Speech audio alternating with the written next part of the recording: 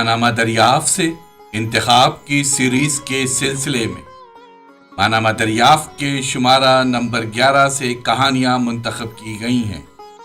آج اعجاز احمد فاروقی کی کہانی جس کا عنوان ہے ایک زبور باطن منتخب کی گئی ہے۔ ماہنامہ دریافت کے شمارہ نمبر 11 میں اعجاز احمد فاروقی کی جو کہانی ایک زبور باطن کے عنوان سے شائع ہوئی تھی، آج دریافت ڈیجیٹل میں اسے دوبارہ پیش کیا جا رہا ہے۔ ماہنامہ دریافت قمر جمیل صاحب کی زیر ادارت شائع ہوتا رہا ہے۔ آج دریافت کے شمارہ نمبر 11 سے منتخب کہانی ایک زبور باطن سماعت فرمائیے۔ یہ کہانی 3 اقساط پر مشتمل ہے۔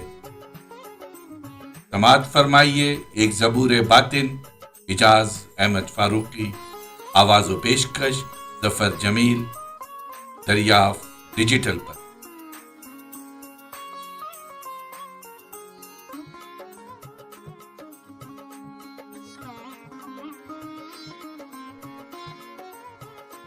غضب الہی کا ذکر سنتے ہی منان کی ساری پھوک نکل گئی اور وہ جواب دینے کے لائق نہیں رہا۔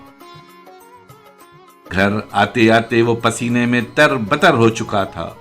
کچھ دیر وہ پنکھا کھول کر اس کے نیچے بیٹھا رہا اور پسینہ خشک کرتا رہا۔ پھر نہانے کے لیے غسل خانے میں چلا گیا اور جب نہا دھو کر باہر آیا تو شدت کے ساتھ احساس کیا کہ تازہ دم ہونے کے باوجود وہ تھکا ہارا ہے، صاف ستھرا ہونے کے بعد بھی میلا، گندا اور آلودہ ہے۔ اس کا ذہن دھواں دھواں ہو رہا ہے اور دھواں دھواں ذہن اس کے لیے ایک ناگوار بوجھ اور فالتو آزار بنا ہوا ہے، اور اس فالتو آزار کا پس منظر غضب الہی کا احساس ہے جس نے اس کو ایسے گھیر لیا ہے جیسے سمندر کا پانی جزیرے کو گھیر لیتا ہے۔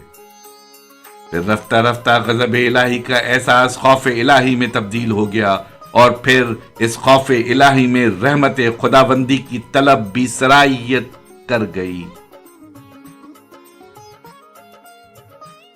پھر منان کے ایسے جملہ احساسات طفل شیرخوار کی طرح ہمکنے لگے۔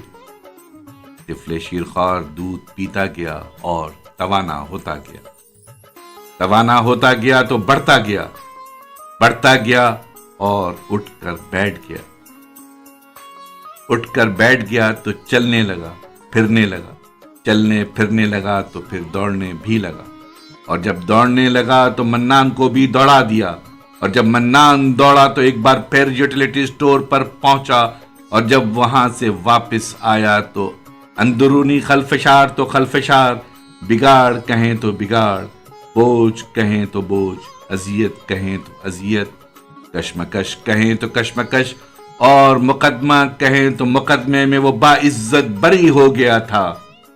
اس برات نے اسے لطیف اور سبک کر دیا اور اس کی قلبی بشاشت اور اطمینان بھی عود کر آئے تھے، اور حنان کی وجہ سے اس کا جی جو غبار آلود ہو گیا تھا وہ بھی جاتا رہا۔ اس نے حنان کی طرف مسکراتے ہوئے دیکھا تو دیکھا کہ وہ بھی ذہناً کہیں اور تھا اور گہری سوچوں میں گم سم بیٹھا ہوا تھا۔ منان، حنان کہاں ہو یار، کیا سوچ رہے ہو؟ حنان، وہ جو تمہارے ہاں مہمان آئے ہوئے تھے گئے یا ہیں؟ منان، 8 دن کے بعد گئے اور گزشتہ پیر کو واپس گئے ہیں۔ حنان، گویا انہیں گئے ہوئے بھی 8 دن ہو گئے ہیں۔ منان، ہاں۔ حنان، لیکن وہ تو ماتم پرسی کے لیے آئے تھے، لیکن ٹھہرے بہت دن، کیا بیمار ہو گئے تھے؟ منان، خاک ماتم پرسی کے لیے آئے تھے، وہ تو باڑے میں خریداری کے لیے آئے تھے، کم نہیں تو 20-22 ہزار روپے کی خریداری کی، اور جو چیزیں باہر کی سمجھ کر خریدتے رہے ان میں سے 60% چیزیں تو پاکستانی ہی کی بنی ہوئی تھیں، البتہ ان پر مہریں اور لیبل دوسرے ملکوں کے لگے ہوئے تھے۔ منان، کیوں؟ منان، یہ باڑے کی سیاست ہے اور باڑے کے ذریعے اپنے مال کی نکاسی کے لیے صنعت کاروں کی سیاست ہے۔ حنان: اچھا، تو اسی لیے یہ باڑے ختم نہیں ہوتے؟ منان: اور نہیں تو کیا۔ حنان: اور تمہیں خود بھی تو ماتم پرسی کے لیے کراچی جانا تھا؟ منان: ہاں جانا تو تھا، لیکن جانا نہیں ہوا۔ حنان: کیوں؟ منان نے اس کیوں کا جواب حنان کو دینے سے قبل اپنے آپ کو دیا، اور اپنے آپ کو جواب دینے سے قبل ایک بار پھر اپنے اندر جمع تفریق اور ضرب تقسیم ہونے لگا، اور اپنے آپ کو جواب دینے سے قبل اپنے آپ سے سوال کرنے لگا کہ وہ ماتم پرسی کے لیے کراچی کیوں نہیں گیا؟ میں کراچی کیوں نہیں گیا؟ میں نے کراچی کس لیے جانا تھا؟ ماتم پرسی کے لیے، اور ماتم پرسی کے لیے جانا ضروری بھی تھا، پھر گیا کیوں نہیں؟ اس پر اس کو یاد آیا کہ جیسے ہی کراچی میں اسے اپنے پھوپھیزاد بھائی کی وفات کی خبر ملی تو وہ کراچی جانے کے لیے بے چین ہو گیا، اور جیسے ہی وہ کراچی جانے کے لیے بے چین ہوا، اس میں اور کئی رنگ رنگیلی خواہشات کی بے چینی جمع ہو گئی، اور اس کی آوازیں سی آنے لگیں: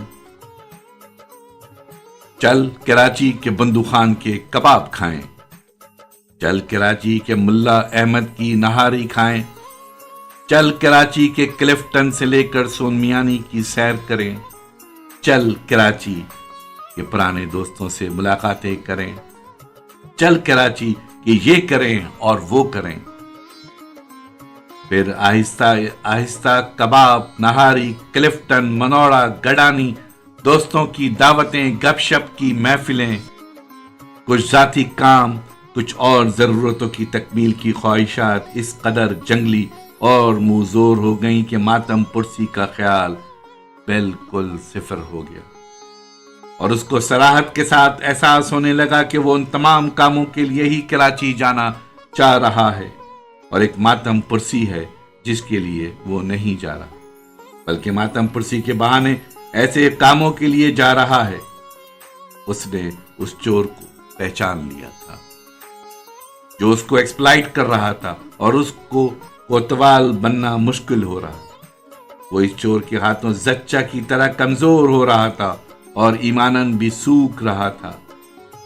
ایک 24 گھنٹے کی اندرونی پیکار نے اس کو اچھے اور شفاف انداز میں سمجھا دیا کہ کراچی جانا ایک رنگے ہوئے سیار کی چال ہے، بنام اخلاص ایک نفس پرستی کی تکمیل ہے، ایک باطنی رسوائی اور جگ ہنسائی ہے، ایک بے اجر عمل ہے جس کا مال بھی ذہنی کوفت ہی کوفت اور اذیت ہی اذیت ہے، اور یہ سب کچھ اس کو گوارا تھا اور نہ ہی قبول تھا۔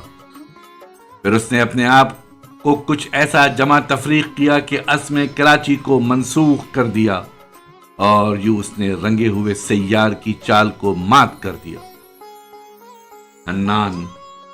منان: میں نے پوچھا تھا کہ تم کراچی کیوں نہیں گئے، تم نے اس کا کوئی جواب نہیں دیا۔